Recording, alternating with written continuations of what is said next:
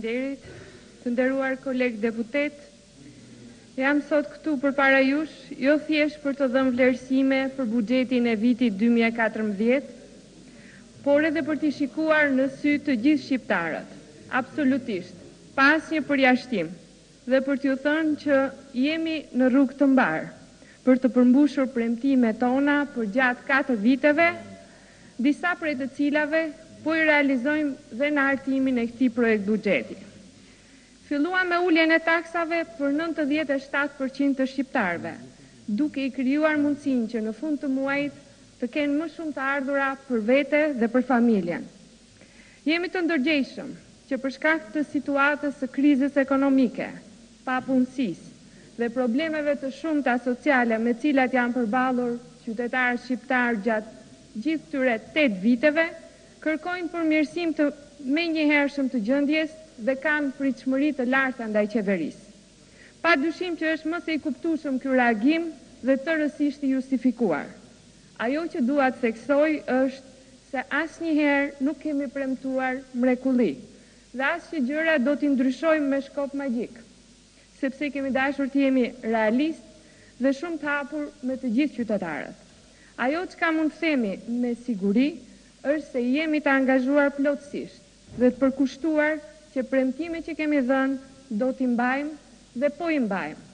Edhe ky projekt buxhet dhe paketë fiskale që po diskutojmë sot e dëshmon më së miri këtë gjë. 100 ditë janë vërtet shumë pak për të ndryshuar jetët e gjithë qytetarëve shqiptar,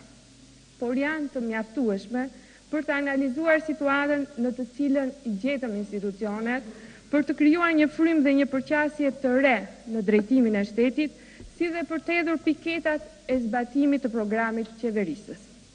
Të nderuar kolegë, Ministria e Zhvillimit Urban dhe Turizmit është një ministri e re në mënyrën e organizimit dhe funksionimit, por e vjetër në të dyja fushat e përgjegjësisë që mbulon. Theksoj që situata që hasëm dhe që kemi evidentuar është një situatë me borxhe flagrante dhe shpërdorime ashtu si edhe në gjithë sektorët e ekonomisë. Si pasojë e keq administrimit të fondeve të punës së papërgjegjshme, të drejtuesve të Inspektoriatit Ndërtimor Urbanistik Kombëtar, në fund të muajit gusht 2013 u trashëgua një gjendje borxhi me vlerën rreth 208 milion lekë, ndërsa në entin kombëtar të banesave, në fund të nëntorit 2013 u trashëgua një borxh në shumën 236 milion lekë. Më lejoni të sjell në vëmendje se zhvillimi urban, planifikimi i territorit dhe aq më pak kontrolli i tij për gjatë gjithë këtyre viteve të qeverisë Berisha nuk kanë qenë prioritet dhe sot përballem me një situatë kaotike, një zhvillim urban spontan dhe të pakontrolluar. Një statistik do me thënë se mund të ndaj me ju për të ilustruar këtë gjë. Nga 1332 raste objektesh të kundralishme, të konstatuara gjatë periudhës së vitit 2012, shtator 2013, është prishur vetëm një objekt i tillë. Pra jo vetëm janë lejuar të ndërtohen, por edhe kur janë denoncuar, nuk është marrë asnjë mas ndaj tyre.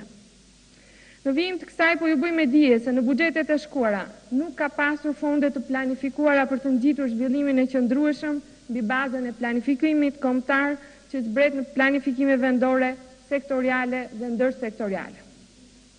Ajo çka ka rezultuar si praktik në këto vite që shkuan është pikërisht krijimi i hapësirave ligjore në thojza nëpërmjet vendimeve të marra që në fakt nuk kanë pasur qëllim tjetër veç favorizimit klientelist.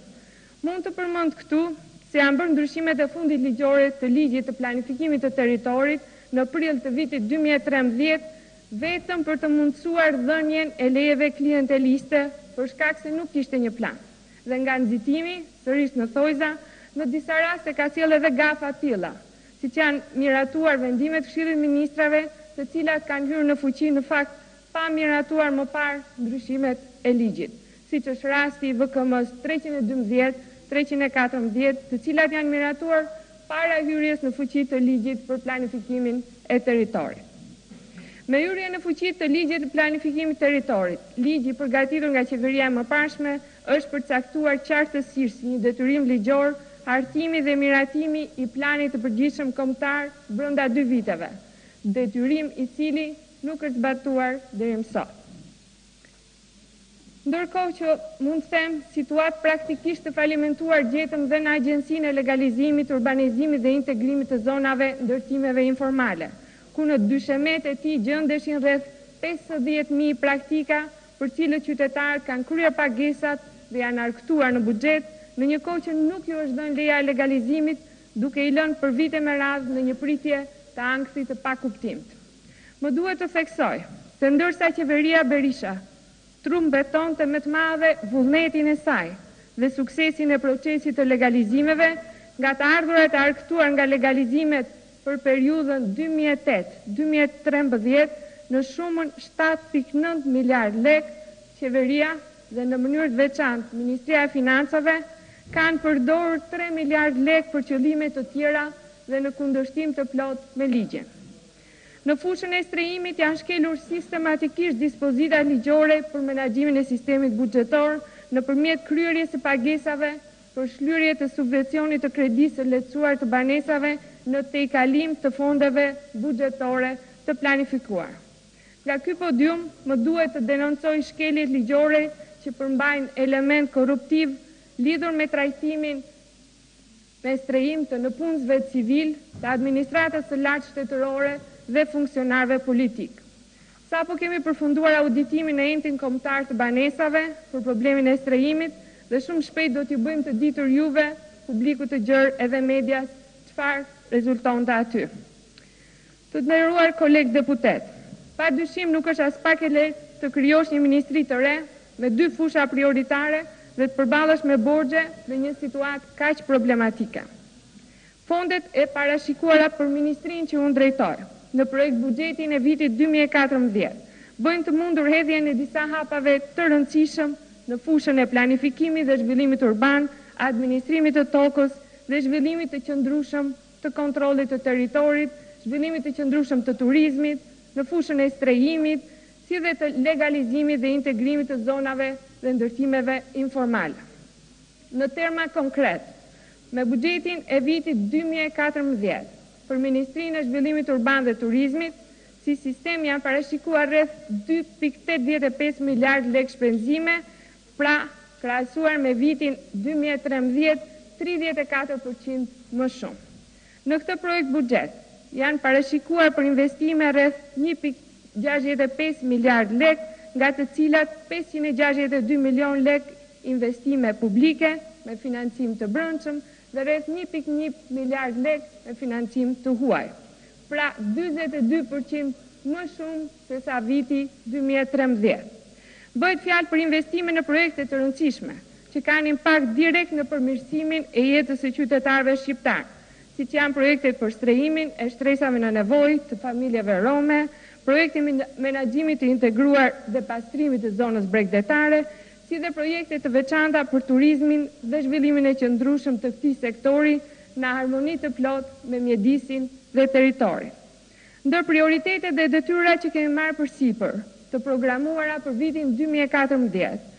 veçoj rishikimi dhe përmirësimi i legjislacionit të planifikimit të territorit, procesi i cili ka filluar dhe pritet të finalizohet në 6 mujorin e parë të vitit 2014.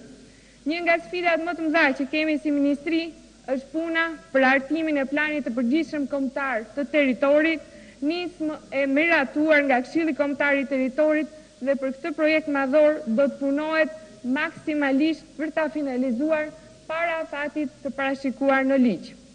Gjatë vitit të ardhshëm do të punohet për hartimin e planit sektorial për Bregdetit, si dhe planin e përgjithshëm të integruar për zonën ekonomike Tiranë-Durrës. Pikërisht, përmes përqasjes që Ministria e Zhvillimit Urban dhe Turizmit ndjek në punën e saj, ndiqet cikli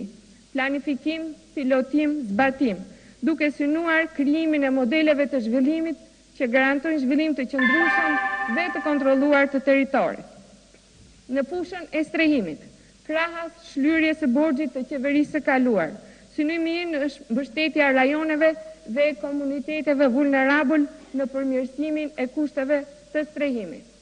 Gjithashtu nuk mund të lë pa përmendur ristrukturimin e programit të kreditimit të lehtësuar, ku synojmë të reformojnë sistemin e strehimit që mbështet funksionar politik dhe të lartë të administratës, si dhe zgjerimin e partneritetit me sipërmarrësit privat dhe donatorët.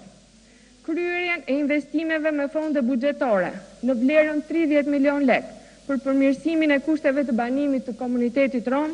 ku parashikojmë të strehojmë rreth 80 familje rome, përfundimin e ndërtimit të rreth 214 apartamenteve të banimit, si edhe përfundimin e 70 apartamenteve të banimit nëpërmjet programit rehabilitimi i banesave në bashkëpronësi. Duke nxjerrë mësime nga niveli i zhvillimit të mëparshëm kaotik të turizmit dhe nga mangësitë evidente në nivelin e shërbimit, duke filluar nga viti 2014, synojmë sigurimin e instrumenteve të dur që orientojnë turizmin shqiptar drejt zhvillimit të qëndrueshëm dhe konkurrues. Me ndryshimet ligjore që po përgatisim dhe do t'i paraqesim për ndryshim dhe miratim, do t'jepet zgjidhje kategorizimit të aktorëve të tregut turistik në tërësinë e produkteve. Kemi filluar punën për hartimin e projektit të strategjisë të zhvillimit të turizmit 2014-2020, ndërsa po punohet intensivisht për platformën Imazhi i Shqipërisë turistike. Puna dhe aktivitetet që kemi zhvilluar gjatë këtyre 100 ditëve në fushën e turizmit na kanë bërë të kuptojmë sa shumë është folur për turizmin dhe sa pak është bërë. Në të njëjtën kohë, promovimi i Shqipërisë dhe i potencialeve të saj unike për zhvillimin e turizmit na bën optimist për të parashikuar disa rritje në këtë sektor kaq të rëndësishëm që siguron më shumë punësim, më shumë të ardhura për qytetarët shqiptar, më shumë mirëqenie. Më konkretisht, parashikojmë rritjen e numrit të vizitorëve tuaj në masën 15%. Hapjen e vendeve të reja të punës në fushën e turizmit, rreth 31 vende të reja pune. Rritjen e kontributit direkt në sektorin e turizmit në produktin e përgjithshëm bruto në masën 2 deri në 3%. Mbasi ju duken shumë optimiste ato çka duam të arrijmë, dhe duke menduar që e gjej markën bosh, e kam qartë që do të ketë skepticizëm për realizimin e tyre. Ajo që dua të theksoj është se jo çdo përpjekje apo ndërmarrje në fushën e zhvillimit të turizmit kërkon shumë para dhe gjitha këto para vetëm nga shteti. Në fakt kërkon më shumë vizion, kërkon më shumë angazhim, më shumë planifikim dhe për më tepër gjetjen e qasjes së duhur për të mundësuar realizimin e këtyre objektivave nëpërmjet instrumentave të bashkëpunimit, si patjetër partneriteti publik-privat për të ngjitur zhvillimin ekonomik ndërmjet zhvillimit të qëndrueshëm urban dhe zhvillimit të turizmit. Tashmë këto ura bashkëpunimi janë krijuar. Ministria e Zhvillimit Urban dhe Turizmit, si lider në këtë proces, do të garantojë vizionin, strategjinë, guidat dhe iniciativat fiskale në funksion të këtij partneriteti jetik. Patjetër dhe në bashkëpunim të ngushtë me donatorët, që do të jetë një shtyllë e rëndësishme për të lehtësuar proceset e nisura dhe për të konkretizuar më tej objektivat e ministrisë. Buxheti i vitit 2014 synon të rikthejë ekonominë shqiptare me këmbë në tokë, duke siguruar rritje reale, larg iluzioneve apo historive se jemi vendi i dytë me rritjen më të madhe ekonomike në Europë pas Gjermanisë. Dokumenti për cilin po diskutojmë sot në parlament shpreh mbi gjitha përgjegjësinë tonë si qeveri dhe vetë dijen se vendi nuk mund të zhvillohet me borxhe të pashërbyera, duke shtrydhur dhe duke gjobitur biznesin apo duke e parë atë si armik. Ne do të vendosim një standard të ri edhe në këtë drejtim, duke ndërtuar një partneritet të fortë mes shtetit dhe privatit. Në fund fjalës time dëshiroj të theksoj se buxheti i vitit 2014 në përgjithësi dhe në veçanti ai për Ministrinë e Zhvillimit Urban dhe Turizmit, jo vetëm që paraqitet me një rritje të konsiderueshme, por është realist dhe tërësisht në funksion të përmbushjes së prioriteteve të qeverisë dhe të kësaj ministrie. Faleminderit për vëmendje. Faleminderit zonja Gjermeni. Fjalën e ka zoti Dushaj, përgatit zonja Qirici.